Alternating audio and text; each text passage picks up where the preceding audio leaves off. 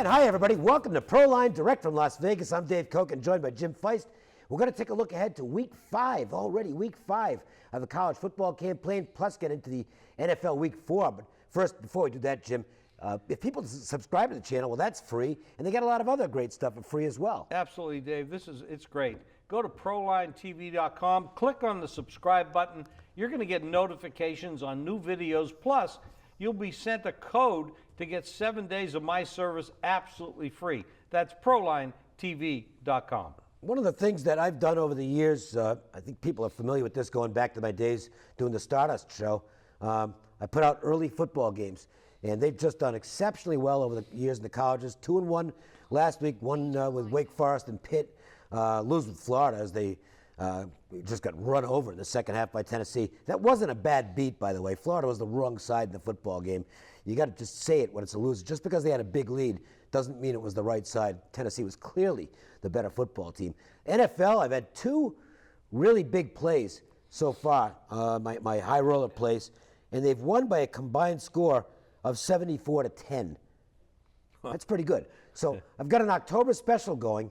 It's $1 a day, 31 days for $31, plus bonus plays if you sign up before Saturday. And that's going to include the big nickel for this week, plus a high roller. I just told you about those being 2-0. 4 weeks of football and Major League Baseball with the playoffs coming up. Just $31 plays every day, including one of those big nickels. 855-472-2577 is the phone number. Jim, 7-1 in the NFL high rollers after the Vikings.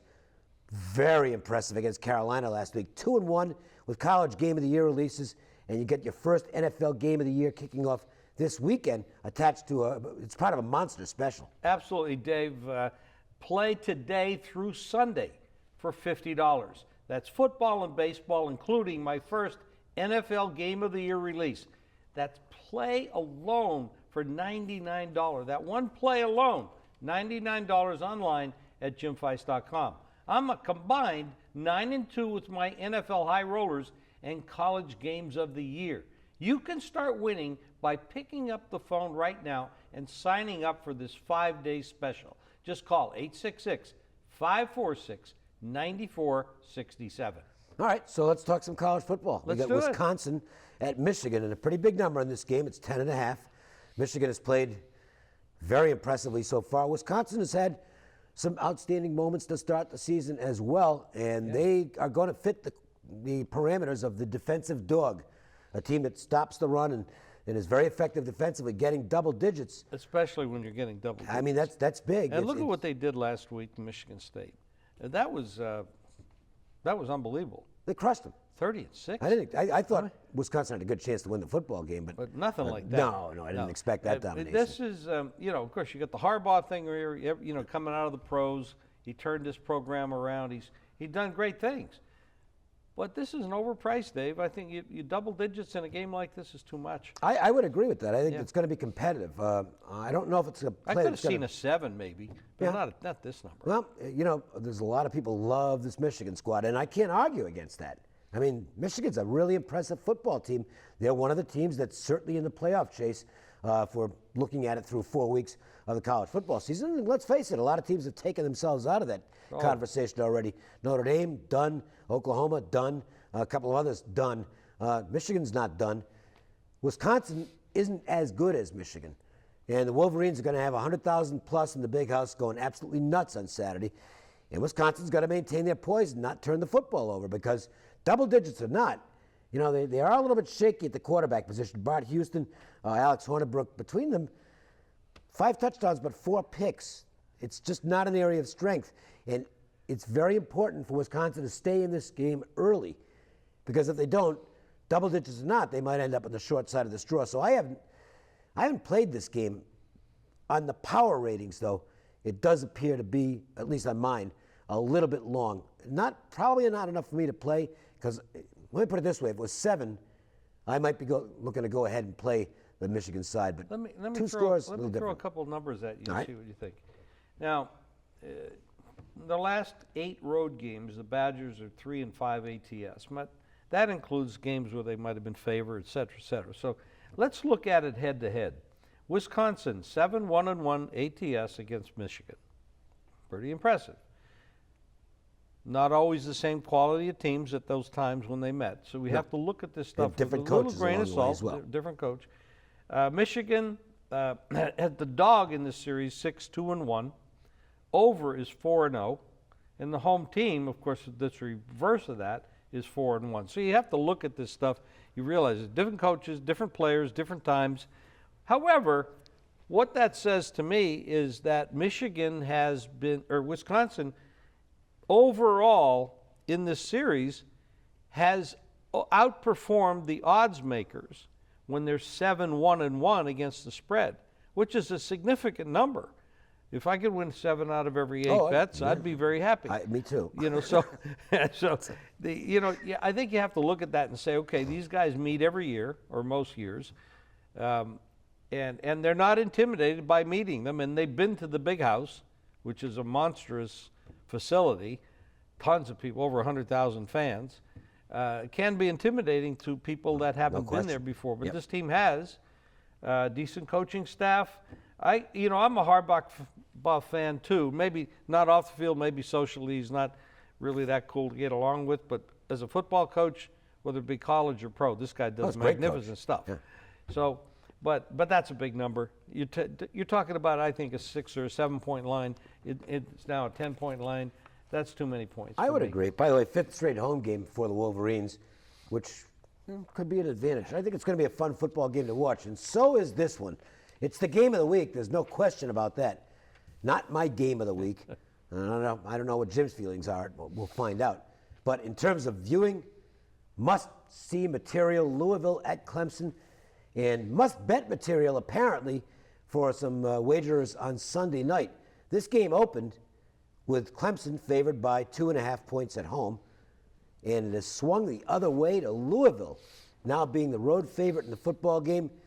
Boy, I mean, it's tough to argue against that. It basically took me out of the game because I was considering Louisville in this game as a dog. I don't know that they should be a dog to anybody right now, but I'm not going to be laying points at Death Valley. And you might be looking at, I can understand that if there's some of you watching right now and saying, well, wait a minute. If you like Louisville at plus less than a field goal, then why wouldn't you like them at less than them? Obviously, you think they're going to win the game. Why wouldn't you like them because they're still laying less than a field goal? Well, just for that reason, I'm losing 4 points of line value.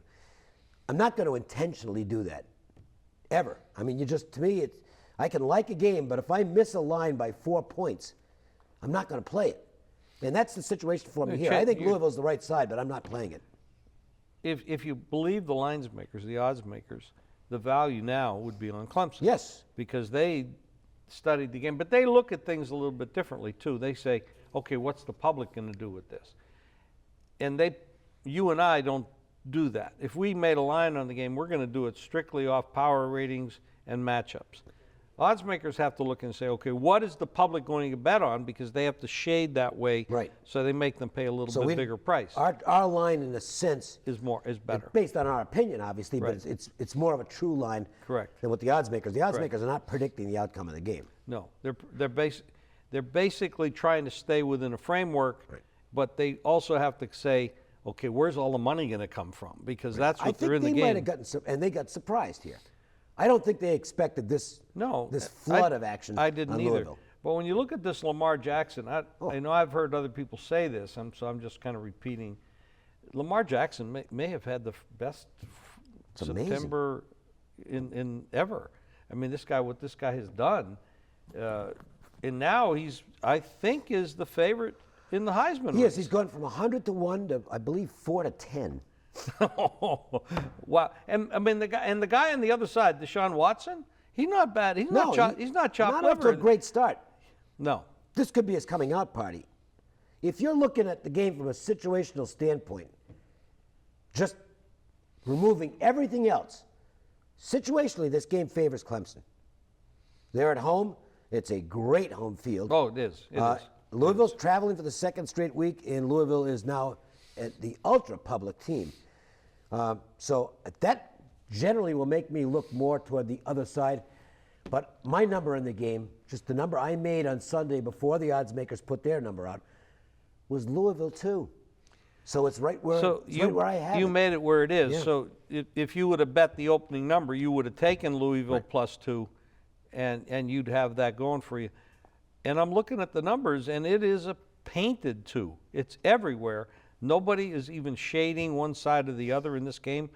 And the total, let's look at the total, 67.5. Is there an edge in the total? I don't see one. I think it's a good. I think it's a good number. Okay.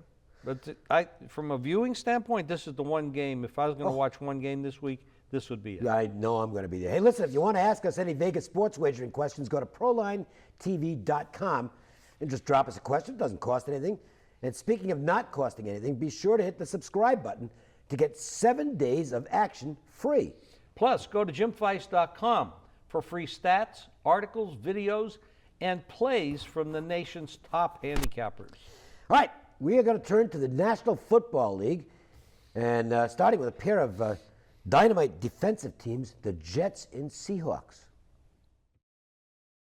All right, let's get to it. National Football League action. The Seattle Seahawks got a little healthy last week against the San Francisco 49ers. They will now travel east to play the New York Jets. And the Jets, they had a pretty memorable game in the wrong direction last week. Boy. 8 turnovers. 8 by one guy. I mean, when Ryan Fitzpatrick, this is, I guess, the enigma that Ryan Fitzpatrick is. He can look really good at times, and boy, that guy's a solid quarterback. And then he turns into Ryan Pickpatrick. And that's what happened last week. He was a disaster in that football game. How does a guy, I mean, this is a professional athlete, gets paid a lot of money. We know he's smart, book-wise at least. He goes to Harvard. You don't get through that school without being book smart. I wouldn't think so. But did you try? I never tried. No. They wouldn't even let me in. I was near the campus a few times. Yeah, so was I. When I ran the Boston Marathon, I was up That's there. right, you did. Right. That's as close as I'll ever get. Ryan, I mean, Fitzpatrick, I don't know what to say. I like this guy. I actually do. But, man, when he's bad, he is really bad. Well, he falls into that, 15 to 20 range as far as starting quarterbacks go. He's never going to be elite. He's generally going to be more okay than not okay. Okay is a good word. But when he's not okay, he's really not okay. Yeah. And the good, the bad, the ugly, and I'm not putting much. The flip side of it is I'm not putting a whole lot into the Seahawks route of San Francisco. They got off to a very good start in the football game. The 49ers, they're a bad football team. And Seattle exploited them. Seattle's going to be a hard team to handicap with this offensive line problem that they have. Russell Wilson with the high ankle sprain or whatever he's got, he's not 100%. No, he's running a straight line. The Jets have a decent defense. They have an offense that can put up points if they're healthy. And if Fitzpatrick shows up and decides. Now, see, this is the kind of thing when you look at a professional athlete and you say, you might look at the Steelers in the same way because of how badly they looked last week. The Jets looked horrible last week as well. And you look at that and say, these are professional athletes that have a lot of pride. They have to go home and face their neighbors and their friends and their family. And there's a lot of pressure not to have. It's like if you and I were 0-10 in a weekend. We know that kind of pressure that puts us on us the following week. We got customers, we've got employees that depend on us to do well. So the pressure there is magnified because they're in the public view. So you know they're going to come out with a big effort. Oh, yeah. And Seattle, this is a cross-country trip, and they're not 100% on the offensive line for sure. I mean, I don't know, what would you put a grade on their offensive line? 6 or 5? That sounds about right. 6 out of 10? Yeah. Yeah. So, I mean, you got to look at the Jets and say, hey, the Jets have to be the right side for the biggest effort in this game will come from the Jets because of the bull stuff that they played. You want a little trivia here? Sure. Fitzpatrick tied a team record with the 6 picks last week. The player he tied did it 3 times. No. 3 times at 6 interceptions. Who the hell was in that? A game. Joe Namath. I got that from John Cranton. I did not know that. I am useless as far as sports trivia is concerned, but here it is. Fitzpatrick's 6 picks tied him with Joe Namath for most interceptions in a game. Broadway Joe did it 3 times. By the way, an interesting stat No, in Seattle. that'd be a good reason for that, though. Joe was out all night, every night. Yes, he I mean, was. He had more fun than anybody else. Oh, believe me, he had more pass completions off the field probably than anybody who's ever played the game. Look at this stat, by the way. Seattle, just throwing this in, 19, 40, and 2 against the spread in the month of October. Who was that? The Seahawks. 19 wins, 40 losses, 2 ties against the spread in the month of October, right? For what period of time would that be? That's a lot of Octobers. Yeah. That's 61 October games, so That's we're talking about it's got to be years. like 13, 14 years. Wow. Wow. All right, so let's talk about the Broncos and Bucs. In Denver, this is getting really interesting because I think the general consensus was, well, Simeon will be the placeholder until Paxton Lynch has the offense figured out, and then we'll put Lynch in, and our first-round draft choice will take over. Paxton Lynch is going to be spending the year on the sidelines right now because Simeon looks terrific, and he was spend many years on the sidelines. He was outstanding at Cincinnati last week, Unbelievable. which was good for me. I had the Broncos together. A lot of people said that Simeon would win this job when he was, and I didn't know enough about him to have an opinion. I watched him at Northwestern, and I never thought, well, this is a guy who's going to be an NFL quarterback. But boy, I'm telling you, he looks good. Oh, exceptional. I mean, now he's going to the Bucs, who really don't have a very good defense. No. This is pathetic. The Rams went up and down the field on him last week. Yeah, I mean, come on. The Rams. But, let's face it. We come into the preseason, we know what the squads are, we know what the coaches are, we think we know what's going to happen. The same thing happens at college. We're speculating. And then all of a sudden something happens and the chemistry, which we can't ever know, starts to take place and mold. Mm-hmm. The Broncos with this kid, second-year guy, he's not a rookie, but he kind of is a rookie because he really never played. Right. Their chemistry is amazing. The defense Plus, is the still defense is strong. The defense fantastic. may not be as strong as it was a year ago, but they don't need to be because they're able to put up points. You got to remember that Peyton Manning was one of the lowest, if not the lowest, rated quarterback in football last year. Yeah. I mean, this kid's way better than Peyton Manning is at this moment. So this is a dangerous football team. And Tampa Bay, who everybody thought, now they got Dirk Cutter, you got Jameis Winston, second year, et cetera, et cetera, et cetera. They have played 2 back-to-back horrible football games. Yeah, they have. Horrible. I mean, you just can't give up that many points to the Los Angeles Rams. And they just got run all over the place. They turned the ball over. That really hurt them. But they're missing some pieces. Doug Martin was not there last week. They cut the tight end because he got in trouble off the field. Robert Ayers has been playing. He was on the sidelines last week. Luke Stocker was on the sidelines last week. These are important guys in this football team, and they don't have a lot of quality depth there. So, to me, you've got to wait and see what the status is on the injured guys before you make a move in this game. Because I will say this, it's not a great spot for Denver. This is the kind of spot where one of the top teams can go in and get knocked off. That was a big win for them in Cincinnati last week. I think, it's hard to say proving ground game for a team that's the reigning Super Bowl champions, but they were the dog in that game by more than a field goal.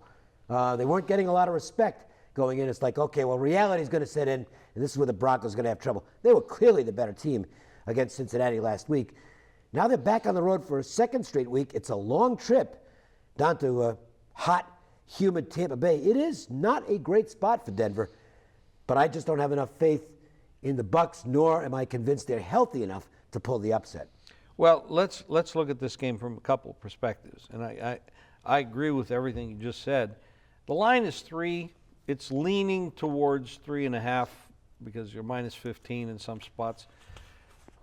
If this line was 4, I would say, okay, maybe that's enough of a push to take a value shot with Tampa. But 3, that doesn't entice me that much. What does entice me, however, is with Simeon playing as well as he is, they have the wide receivers, they have the running game, they have the defense, but this is not actually a game that they should be that high for. It's not a division game. They did come off the big victory against Cincinnati. So this is a game where you could, especially in the heat in the second half, because it does get hot and humid down there, you could actually see the defenses start to wilt on both sides. Both these teams can put up points, and Winston, they play fast. And this kid can throw the ball. He has a couple weapons. Martin being out doesn't help, but it makes him throw the ball more. I can't see this game staying under 44. I think the over is the right angle here in this game. That's what I would do with it right now. The point spread doesn't entice me. I really don't want to lay Denver 3 on the road. However, if you put a gun to my head right now, that's what I would do. But you won't need a gun to make me bet over 44. All right. Viewers can get free plays from us right to their cell phone. It's very easy. It's a snap, in fact. Absolutely. You just text GAME, G-A-M-E, to 25827. You'll get free play right to your cell phone. That's GAME, G-A-M-E, to 25827. All right, we're going to continue with the NFL. And boy, this is a big game. Sunday AFC showdown between a pair of 2-1 teams who've looked a little bit different so far, the Chiefs and the Steelers. All right, we're going to look at the matchup between the Chiefs and Steelers in a little bit, but we want to talk about some of the stuff that's going on in the NFL right now. And I think at the top of the list, Carson Wentz and the Philadelphia Eagles. Week 1 and 2, they beat the Browns and the Bears. Not exactly the elite of the NFL. And, well, now let's see what they're doing against the Pittsburgh real Steelers. team.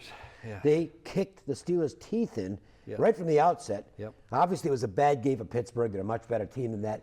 But, boy, Carson Wentz looks so comfortable out there. And to me, this is an indication of why NFL teams have to look first for quarterbacks that came out of a pro-style system, because they're ready to play. And there's no guarantee the guy who came out of the spread offense is ever going to figure it out. In poker, they talk about players having tells. Well, in football, there's teams that have tells. And whatever the Cleveland Browns do, whatever they do, the opposite is the right thing to do. The Browns, in other words, would be the team that pushes all their chips in on a deuce 7 offsuit. Yeah. With the other team, the other player having shown one of the aces that he's got. Exactly. I mean, they draft Menzel, who was a disaster off the field in college. I don't know, Skip Bayless and you had all the red flags, and you take this kid. They had a chance to get this kid. And so did the Rams. Another brilliant operation. Yeah. So, but anyway, all kidding aside, the Eagles' offense looks really good, and I'd like to know how Darren Sproles, right, has jumped around all these teams. This guy's an amazing athlete. He's shorter than I am. I'm like 5'7", and I know this, okay? I don't care what he's listed at. We used to do Charger training camp when I was doing full-time shows. I'm old now. I don't do full-time shows anymore. But we used to broadcast from Charger training camp. And I'm interviewing Darren Sproles one day after practice. And you're taller than him. I'm taller than he is. He's like 5'5". Guy is absolutely incredible. He's absolutely incredible. How the heck does he get off of these? San Diego's up. The Saints give up. He's no kid. I mean, he said he's been out there taking a beating for years. He's great. That guy's a Hall of Fame player. Did you see the moves he put on last week? Hall of Fame. First ballot Hall of Fame. Absolutely incredible player. Anyway, the Eagles are more than Sproles, and they're more than Wentz. I'm going to go to the other side of the ball. They had Chip Kelly there. Yep. Chip Kelly has run these fast offenses. Now, that's exciting, and it puts pressure on the other team a lot. But what it also does, it puts pressure on your defense, because your offense gets off the field very fast. So they're playing like maybe 30, 40% more on defense than they normally would be. Look at how good this defense is playing. This defense is lights out. This is the best defense in the NFC East. No question about it. They're the best team in the NFC East right now. Well, right now they definitely are. The question is what's going to happen with you have two other teams in there that I think could really start to get good. Dallas is capable. Dallas is capable, and the Giants are capable. I don't know about Washington, so I'm going to back off of that. I know they won the division last year, but the rest of the teams crashed and they got in there. So they maybe it's pretty They should, balanced. look, and they're going to pick up a win You this got to weekend. in all remember too likelihood. that They're facing Cleveland. Wentz is facing like 4 of the next 5 games on the road yeah, it's against gonna be a pretty test. good competition. This is going to get a little different because people are going to get a tell on this kid, and they're going to have to go after him.